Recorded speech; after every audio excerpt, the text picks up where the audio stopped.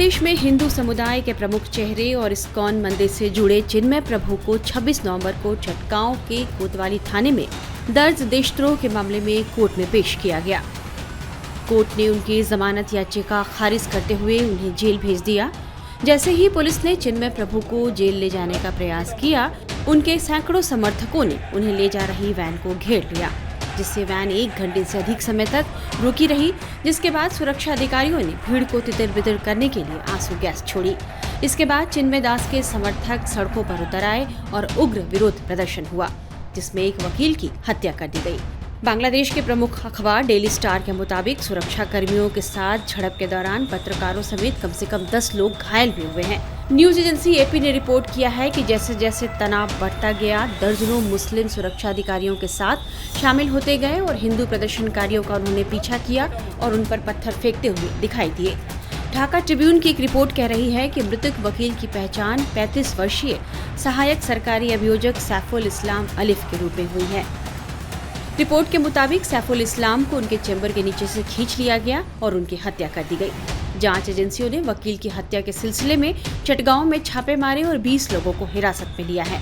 अन्य की पहचान की जा रही है। वकील की हत्या के बाद से ही इलाके में तनाव है। बांग्लादेश की अंतरिम सरकार के मुख्य सलाहकार मोहम्मद यूनुस ने वकील की हत्या की निंदा करते हुए लोगों से शांति बनाए रखने की अपील की है। वहीं हिंदू संगठन बांग्लादेश सम्मिलित सनातनी जागरण ज्योति ने एक बयान में कहा है कि वकील सैफुल इस्लाम की हत्या में कोई सनातनी शामिल नहीं है। वकील की सुनियोजित हत्या करके सनातनियों पर दोष मढ़ने की कोशिश की जा रही है। हिंदू संगठन ने आगे कहा है कि सोशल मीडिया पर ये झूठ फैलाया जा रहा है कि वकील सैफुल इस्लाम अलिफ की इस्कॉन के सदस्यों ने हत्या कर दी, जो पूरी तरह से गलत है। चिन्मय दास की गिरफ्तारी का विरोध कर रहे सनातनी निहत्थे थे। यह पता लगाया जाना चाहिए कि योजनाबद्ध तरीके से वकील सैफुल इस्लाम की हत्या किसने की। हम इस हत्या की कड़ी निंदा करते हैं और दोषियों की गिरफ्तारी की मांग करते हैं। वहीं इस्कॉन ने भारत सरकार से मदद मांगी है। मीडिया रिपोर्ट्स के मुताबिक इस्कॉन ने भारत सरकार से अपील की है कि वह बांग्लादेश सरकार से बात करके उन्हें यह बताए कि इस्कॉन का दुनिया में कहीं भी आतंकवाद से कोई लेना देना नहीं है। वहीं 26 नवंबर को भारतीय विदेश मंत्रालय ने चिन्मय प्रभु की गिरफ्तारी पर नाराजगी जताई है। भारतीय विदेश मंत्रालय ने एक बयान जारी कर कहा है कि श्री चिन्मय कृष्णदास की गिरफ्तारी और जमानत नहीं मिलना चिंताजनक है। चिन्मय बांग्लादेश सम्मिलित सनातन जागरण ज्योत के प्रवक्ता भी हैं। इस घटना के अलावा बांग्लादेश में हिंदुओं और अन्य अल्पसंख्यकों पर अतिवादियों ने कई हमले किए हैं। चिन्मय कृष्णदास को देशद्रोह और सांप्रदायिक माहौल बिगाड़ने के आरोप में 25 नवंबर को गिरफ्तार किया गया। राजद्रोह के मामले में ढाका पुलिस ने उन्हें ढाका एयरपोर्ट से गिरफ्तार किया था। बांग्लादेश में शेख हसीना सरकार के जाने और अंतरिम सरकार के आने के बाद से अल्पसंख्यकों पर हमले बढ़ने के आरोप लग रहे हैं।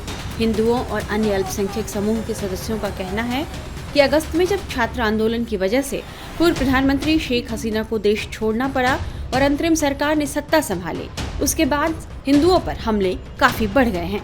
जबकि बांग्लादेश सरकार का कहना है कि हिंदुओं के लिए खतरे को बढ़ा चढ़ाकर पेश किया जा रहा है। चिन्मय दास की गिरफ्तारी को लेकर बांग्लादेश राष्ट्रीय हिंदू ग्रैंड अलायंस के महासचिव ने क्या कहा है, हम आपको सुनाते हैं।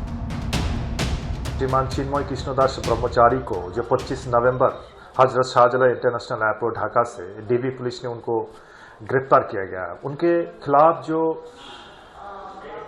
25 अक्टूबर में जो 31 अक्टूबर इन चट्टग्राम कोतवाली पुलिस स्टेशन में जो उनके खिलाफ जो राष्ट्रद्रोही की जो मामला किया गया है, उसी मामले के सिलसिले में उनको गिरफ्तार किया गया है। मैं एक बात पूछना चाहता हूं कि जो मामले के सिलसिले में चिन्मय कृष्णदास ब्रह्मचारी को हिरासत में लिया गया यानी गिरफ्तार किया गया, क्या उन्होंने राष्ट्रद्रोही का जैसी कोई घटना किया है? 25 अक्टूबर चट्टग्राम लाल दिघी में जो एक सम्मिलित बांग्लादेश सम्मिलित सनातन जागरण मंच के ओर से एक समावेश किया था, जहां चिटागांग की बहुत दूर से जो हिंदुओं जो आम आदमी वहां इकट्ठा हुई है। एक इकट्ठा होने के कारण क्या है कि जो 5 अगस्त जो कोठा संस्कार आंदोलन को लेके जो छात्रों जनता एंटी डिस्क्रिमिनेशन मूवमेंट के सामने आवामी लीग हसीना सरकार को झुकना पड़ा, उनको अपना सरकार छोड़ना पड़ा और उसी दिन से लगातार पूरे अगस्त महीने में जो सारी बांग्लादेश में जो हिंदू धर्मीय सनातन धर्मी की जो संख्यालघु के ऊपर जो घटनाएं घटी है, उन्हीं के खिलाफ हमने आवाज उठाने के लिए ये जो हमारा गणतांत्रिक शांतिपूर्ण जो हमारा समावेश था, हम यही कह रहा था कि हम अपने सुरक्षा और सेफ्टी के लिए हमने शांतिपूर्ण उपाय में हमने समावेश किया गया है।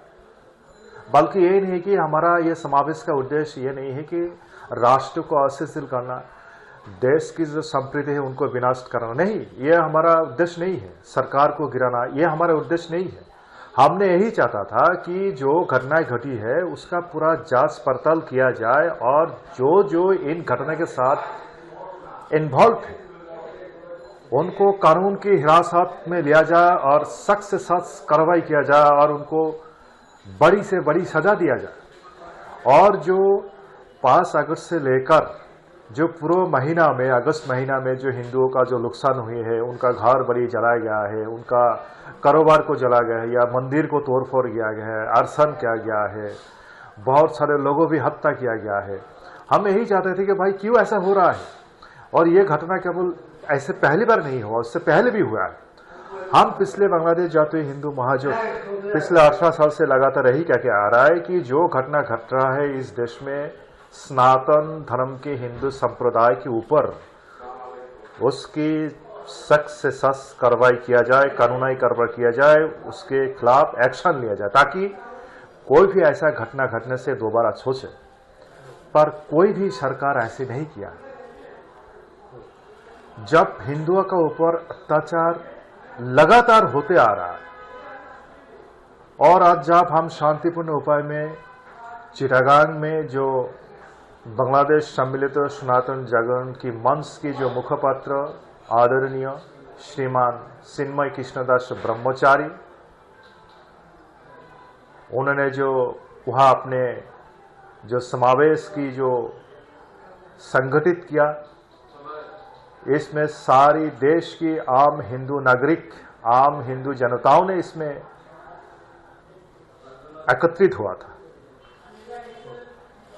और उसके खिलाफ जो आरोप लगाया गया है राष्ट्रद्रोही के मामला, मैं एक बात ये कहना चाहूंगा, मैं एक बात ये पूछना चाहूंगा कि ये जो राष्ट्रद्रोही मामला उनके खिलाफ दायर किया गया है, क्या ये ठीक तरह से प्रोसीड्यूर मेंटेन हुआ कि नहीं हुआ है?